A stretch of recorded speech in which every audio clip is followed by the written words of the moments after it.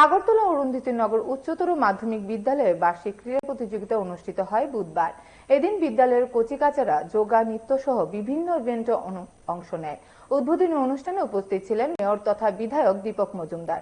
তাছাড়া উপস্থিত ছিলেন কর্পোরেটর অর্লক রায় সহ বিদ্যালয়ের শিক্ষক শিক্ষিকারা। পরে বিজয়ীদের হাতে পুরস্কার তুলে দিয়ে তাদের উজ্জ্বল ভবিষ্যৎ কামনা করেন উপস্থিত সবাই।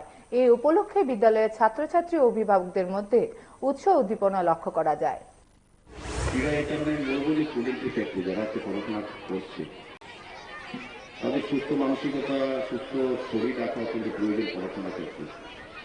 আমরা যে মানুষ করি, স্টুডেন্ট হয়ে আর বিভিন্ন ব্যক্তিগত আমরা যে পর্যায়ে কাজ করি, যদি নিজে সুস্থ থাকি, নিজের মন ভালো থাকে, তবে আমরা আমাদের দেওয়া নির্দিষ্ট করা দায়িত্ব কর্তব্য সঠিকভাবে সঠিকভাবে পালন করতে পারি।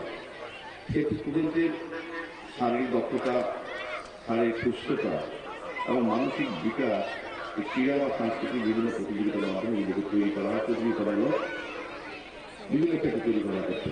টিম স্পিরিট তৈরি হয়। আজকে যারা খেলা অংশগ্রহণ করেছে, যারা পুরস্কার পাবে, তাদের জন্য সৌভাগ্য তৈরি হয়েছে। পাশাপাশি তাদের নিজস্ব যে গুণাবলী প্রকাশ করার একটা প্রচার করার বা সমৃদ্ধ করার একটা